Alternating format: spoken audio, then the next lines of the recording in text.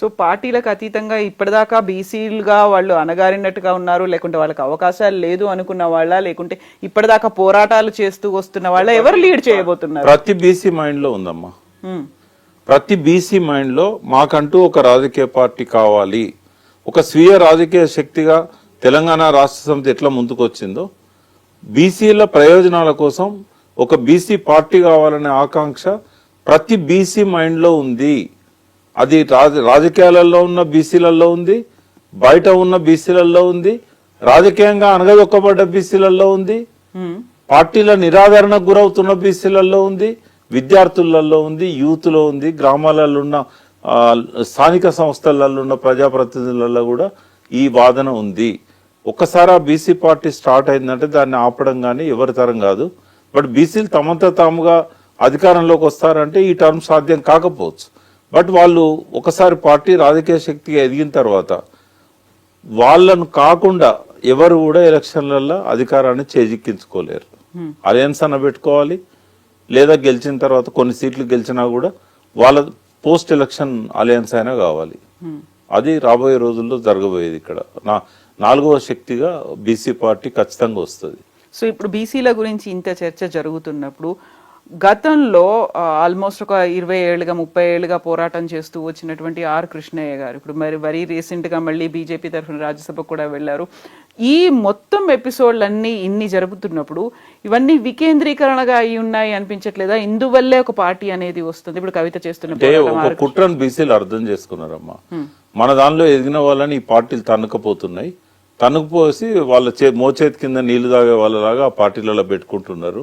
వాళ్ళకి ఎన్నడూ ముఖ్యమైన బాధ్యతలు ఇయ్యరు, ఏదో పనికి మాలనే పడేస్తూ ఉంటారు, చైర్మన్లో ఇంకోటో.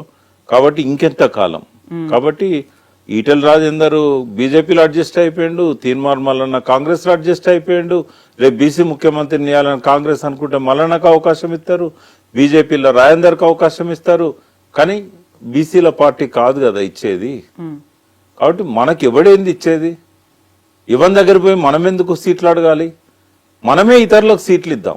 తమిళనాడులో ఎట్లయితే అప్పర్ కాస్ట్ వాళ్ళు పోయి సీట్లు అడుక్కుంటారో, సింగిల్ డిజిట్లో వాళ్ళకి సీట్లు ఎట్లయితే ఆ పార్టీలు ఇస్తున్నాయో, ఇక్కడ కూడా మనం అది చేయాలి అనేది జయశంకర్ గారు కూడా చెప్పారు.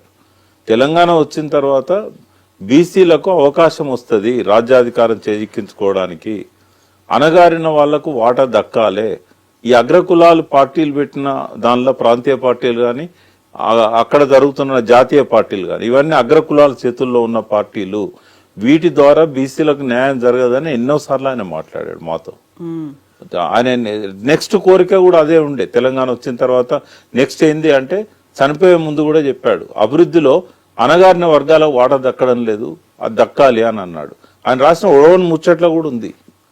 కాబట్టి జయశంకర్ గారి ఆశయం అసంపూర్తిగా మిగిలిపోయింది. తెలంగాణ లక్ష్యం నెరవేరినా కూడా ఆ అసంపూర్తిగా మిగిలిన లక్ష్య సాధన కోసం బీసీలంతా కూడా ఆయననే ఐకాన్ గా పెట్టుకొని ముందుకెళ్తారు. జ్యోతిబా పూలేను, ఆయనను, తర్వాత శివశంకర్ గారిని, బీసీల కోసం ఎవరెవరైతే కష్టపడ్డారో, బీసీల హక్కుల కోసం పోరాడారో వాళ్ళందరినీ ఐకాన్స్ గా పెట్టుకొని బీసీ పార్టీ త్వరలోనే ఆవిర్భవించబోతున్నారు. ఎవరున్నారు లీడ్ చేయడానికి? అంటే పర్టికులర్ గా ఎవరైనా ఒక పారిశ్రామికవేత్త, లేకుంటే ఒక రాజకీయ నాయకుడా, లేకుంటే పోలరైజేషన్ జరుగుతుందమ్మా. ఇప్పుడు ఐఏఎస్ ఆఫీసర్స్ కొంతమంది ముందుబడి ఇంటెలెక్చువల్ ఫోరం పెట్టారు.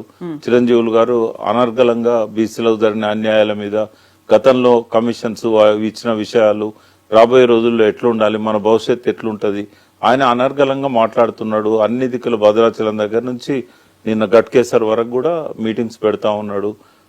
ముందు ఫేస్ చిరంజీవి ఉన్నా కూడా ఆయన వెనకాల చాలా మంది ఉన్నారు. వాళ్ళు వస్తారు, సరైన సమయం వచ్చినప్పుడు వాళ్ళందరూ కూడా బయటకు వస్తారు. సో 2 years ఉంది కాబట్టి బలమైన నాయకత్వం వస్తుంది. అది కూడా నేను చెప్పదలుచుకున్నా. ఒక బలమైన నాయకత్వం వస్తుంది, యంగ్ లీడర్షిప్ వస్తుంది. డెఫినెట్ గా బీసీల ప్రమేయం లేకుండా 2028లో ఎవ్వరు ముఖ్యమంత్రి కాలేరు ఇక్కడ. సో ఒక ఇంట్రెస్టింగ్ అంశం. ఇన్ని రకాల అంశాలు అనేవి కనిపిస్తున్నాయి. ఒకవైపు కేటీఆర్కి సంబంధించి అరెస్ట్ అంశం కావచ్చు, కవిత అనే తను ఇండివిజువల్గా తిరుగుతున్నారు, జిల్లాల వారీగా తిరుగుతున్నారు, ఇవన్నీ అనుకున్నప్పుడు కేసీఆర్ ఎక్కడున్నారు అనేది ఇందులో ప్రధానంగా కనిపిస్తోంది. మాజీ ప్రధానమంత్రి మన్మోహన్ సింగ్ మరణం తర్వాత స్పెషల్ అసెంబ్లీ సెషన్ని 1 day కోసం ఏర్పాటు చేశారు. అదే ప్రధానమంత్రి క్యాబినెట్లో కేసీఆర్ కార్మిక శాఖ మంత్రిగా పనిచేశారు. వాళ్ళిద్దరి మధ్య అసోసియేషన్ బాండ్ అనేది ఉంది అని, రావు సాబ్ అని పిలుస్తారు. ఇన్ని అయినప్పుడు కూడా కేసీఆర్ ఎందుకని అటెండ్ అవ్వలేకపోయారు ఆ సెషన్ని? అదే ఆయన విషయంలో అది ఒక పెద్ద పొరపాటు అని నేను అనుకుంటున్నా. ఒక మంచి అవకాశం వచ్చింది ఆయన అసెంబ్లీకి రావడానికి. అప్పుడు నాన్ కాంట్రవర్షియల్ కదా, ఆయన స్మరణ కోసం పెట్టుకున్న, సంస్మరణ కోసం పెట్టుకున్న మీటింగ్ లో ఎవరు కేసీఆర్ని అగౌరవపరచరు కదా. బడ్జెట్ నడుస్తున్నప్పుడు ఎట్లయితే గవర్నర్ గారు ఉన్న సభలో వారు వచ్చి కాసేపు కూర్చొని వెళ్ళిపోయాడు కదా గవర్నర్. అప్పుడు బడ్జెట్ సమయం, బడ్జెట్ ప్రసంగం జరుగుతున్నప్పుడు, బట్టి గారు బడ్జెట్ ప్రసంగం చదువుతున్నప్పుడు వచ్చి కాసేపు కూర్చొని పోయారు. మొన్న మంచి అవకాశాన్ని జారవిడ్చుకున్నారు. ఎందుకంటే చాలా హుందాగా ఉండేది. అన్నిటికంటే ఎక్కువగా తెలంగాణ ఇచ్చిన ప్రైమ్ మినిస్టర్ ఆయన.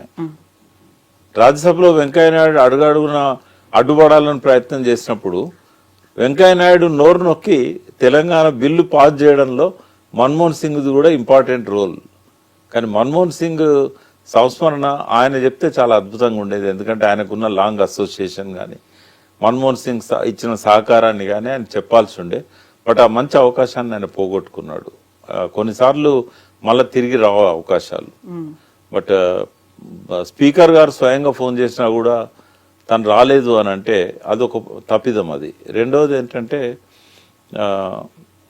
ప్రజలంతా కూడా ఇంతకాలం సరే ఒక 1 year పాటు రేవంత్ రెడ్డికి టైం ఇవ్వడానికి ఇప్పుడే ఎందుకు విమర్శించాలని చెప్పి ఆయన రాలేదు అని అర్థం చేసుకున్నారు. మేము కూడా అన్నాం, విశ్లేషణ కూడా చేసినాం. ఒక 1 year అయిన తర్వాత ఆయన బయటకు వస్తాడు అని చెప్పి. సో ఇప్పుడు ఆయన మీద చాలా పదునైన విమర్శలు వస్తున్నాయి. బండి సంజయ్ గారు ఇవాళ పేపర్లో చదివాను నేను. ఆయన ఏమన్నాడు, ఫామ్ హౌస్ లో పడుకునే ప్రతిపక్ష నాయకునికి ఆ హోదా ఎందుకు అన్నాడు. అంటే ఈ విషయంలో ఎవరు ఎన్కౌంటర్ చేయగలుగుతారు? నువ్వు రాదలుచుకున్నప్పుడు నీకు ఆ హోదా అవసరం లేదు. ఒకవేళ ఆ హోదా నువ్వు పెట్టుకోవాలనుకుంటే ఇప్పటికైనా బయటికి రావాలి.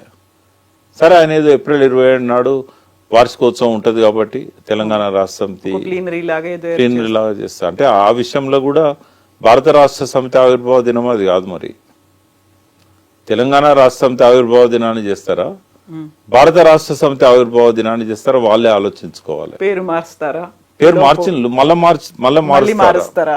ఆ విషయంలో క్లారిటీ ఇవ్వాలి. ఒకవేళ April 27 నాడే వారు ఆవిర్భావ సభ చేసి దానిలో కేసీఆర్ తో ప్రసంగం పెట్టిస్తారా? అట్లా పెట్టించినట్టయితే మళ్ళీ తెలంగాణ రాష్ట్ర సమితినే రివైవ్ చేస్తారని చెప్పి ఒక మెసేజ్ ఇచ్చినట్టు కూడా ఉంటది. బట్ అప్పటిదాకా ఓపికతో ఫామ్ హౌస్ లో ఉండాలని నేనైతే అనుకోవడం లేదు. ఆయన ఎంత తొందరగా వీలైతే అంత తొందరగా బయటికి రావాలి. జరుగుతున్న వాటి మీద ఆయన అసెంబ్లీలో కూర్చోడా అనే దానికంటే కూడా మీడియా ముందుకు రావాలి, ప్రజల ముందుకు రావాలి. ప్రజల సమస్యలను అధ్యయనం చేయడానికి ఆయన యాత్రలు చేయాలి, ప్రజలను కలవడానికి యాత్రలు చేయాలి. ఆయన చేసిన తప్పులను కూడా ప్రజల ముందు ఒప్పుకోవాలి. నేను క్షమాపణ చెప్పమని అడగా. ఎందుకంటే is a towering personality. Telangana ఇచ్చిన ఒక అందరికీ ఆరాధ్యుడైన వ్యక్తి. ఆయన స్థాయిని ఏమాత్రం తగ్గియొద్దు. బట్ ఆయన ఏమన్నా పొరపాట్లు చేసినట్టయితే ప్రజల ముందుకు వచ్చి ప్రజలు చేసిన తప్పును ఆయన చెప్పాడు. ప్రజలు తప్పు చేశారు, నన్ను ఓడించారు. మరి నువ్వు చేసిన తప్పులు కూడా ప్రజలకు చెప్పాలి కదా. ఇప్పటికి కూడా కాళేశ్వరం మీద, విద్యుత్ కమిషన్ చేసే ఎంక్వైరీల మీద ప్రజలకు క్లారిటీ ఇవ్వాల్సింది ఆయనే. మొన్న అసెంబ్లీలో ధరణి మీద అనేక రకాల వ్యాఖ్యానాలు చేశారు రేవంత్ రెడ్డి గారు. ఎవరైనా సమాధానం చెప్పారా? ప్రజలు నమ్ముతారు కదా. ఒకవేళ మీరు కౌంటర్ చేయకపోతే ఎవరు సమాధానం చెప్పాలి? అది హరీష్ రావు గారు, కేటీఆర్ గారు కాదు చెప్పాల్సింది. ఆనాడు రెవెన్యూ మంత్రిగా ఉన్న ముఖ్యమంత్రి గారు చెప్పాలి. మొదటి టర్మ్ లో ఆయన లేడు రెవెన్యూ మంత్రి గారు, రెండో టర్మ్ లో రెవెన్యూ మంత్రి ఆయనే కదా, సాగునీటి శాఖ మంత్రి ఆయనే కదా. మరి అది చెప్పాలి కదా. మరి అది మీడియా సమావేశంలో పెట్టాలి, లేదా తన ఓన్ ఛానల్తో ఒక వీడియో రికార్డ్ చేయించైనా రిలీజ్ చేయాలి. నేనేం చేయను అంటే కొంతకాలం తర్వాత నేను ప్రజలు మర్చిపోతారు. తెలంగాణ సాధకునిగా నేను గుర్తుపెట్టుకుంటారు. కానీ యాక్టివ్ పాలిటిక్స్ లో నువ్వు లేకపోతే కనుమరుగైపోతావు కదా. పార్టీ క్యాడర్ లో కూడా ఉంది అది. చాలా మంది అంటే ఇదివరకు నేను సన్నిహితుని ఉన్నాను కాబట్టి చెప్పుకుంటారు, మీరన్నా చెప్పొచ్చు కదా అని. నేనేం చెప్పినా మీడియా ద్వారానే చెప్పదలుచుకున్నాను. ఎందుకంటే నాకు కూడా అక్కడ అవకాశం లేదు, ఎంట్రీ లేదా, అసలు వారు పిలిస్తే నేను పోతా అని చెప్పాను. వారు ఒకసారి రమ్మన్నారు. ఆ టైంలో ఎందుకో హరీష్ రావు గారితో కలిసి రమ్మన్నారు, ఆయన కుదరలేదు. మళ్ళీ నన్ను ఎప్పుడు వాళ్ళు పిలవలేదు. పిలిస్తే నేను మాట్లాడతాను. ఆయన ఇంకోటి ఏంటంటే ఆయనకు సలహా ఎవరు ఇవ్వాల్సిన అవసరం లేదు, ఆయన ఆలోచించగలుగుతాడు. కానీ కమ్యూనికేషన్ ప్రాబ్లం ఇక్కడ, కింద ఏం జరుగుతుందో ఆయన దాకా పోవడం లేదు. ఎవరన్నా మీడియాలో మాట్లాడితేనే కింద ఇట్లున్నది అనేది ఆయనకు తెలిసే పరిస్థితి ఉన్నది. ఆయన చుట్టూ ఉన్న వాళ్ళని మార్చుకోకుండా సక్సెస్ అవుతాడని నేనైతే అనుకోవట్లేదమ్మా. ఆయన ఫెయిల్ కావడానికి ఒక మంచి విమర్శకులు, క్రిటిక్స్ తన పక్కన ఉండాలి. ఎంత గొప్ప వ్యక్తి అయినా తను కరెక్ట్గా ముందుకు పోవాలనుకుంటే ఒక క్రిటిక్ ఉండాలి, బలమైన క్రిటిక్ తన పక్కన ఉండాలి.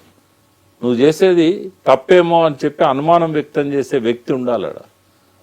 అందరు నోర్లు మూసుకొని మేము ఆయన చెప్పిందే ఎస్ బాస్ అనే విధంగా ఉన్నట్టయితే కొంతమందికి లోపల ఇక్కడ దాకా ఉన్నా కూడా బయటికి రాదు మాట. రకరకాల కారణాల వల్ల ఆ మాట గొంతు లోపలనే ఆగిపోతుంది. మరి ఆ గొంతులో నుంచి బయటికి వచ్చి చెప్పగలిగే వ్యక్తి నీకు పక్కన ఉంటే కదా నీకు ఉపయోగపడేది, ఇవన్నీ తెలిసేది. తర్వాత ఇంటెలిజెన్స్ అక్కడున్న 10 ఏళ్ళు వాళ్ళని నమ్ముకున్నాడు ఆయన. వాళ్ళు కూడా ఒక స్టేజ్లో చెప్పకుండా అయిపోయినారు. ఏమన్నా అంటే మనల్ని తిరుగుతాడు, ఎందుకు మనకు అవసరమా అని చెప్పి. అంటే ప్రభుత్వం పోయేది కూడా వాళ్ళు చెప్పలేదు ఆయనకి. ఇంకా ఆయన ఇంటెలిజెన్స్ నమ్ముకోవాలన్నా, లేకుంటే రిటైర్డ్ అయిన ఇంటెలిజెన్స్ ఆఫీసర్లను నమ్ముకోవాలన్నా, లేకుంటే అన్నిటికీ ఎస్ అని చెప్పే తన పక్కన ఉన్న వాళ్ళని నమ్ముకోవాలన్నా. ఆయన క్యాబినెట్ లో ఉన్న వాళ్ళకు కూడా ధైర్యం చాలదు ఆయనతో మాట్లాడడానికి. ఇంట్లో ఉన్న ఫ్యామిలీ మెంబర్స్ కూడా ధైర్యం చాలదు మాట్లాడడానికి.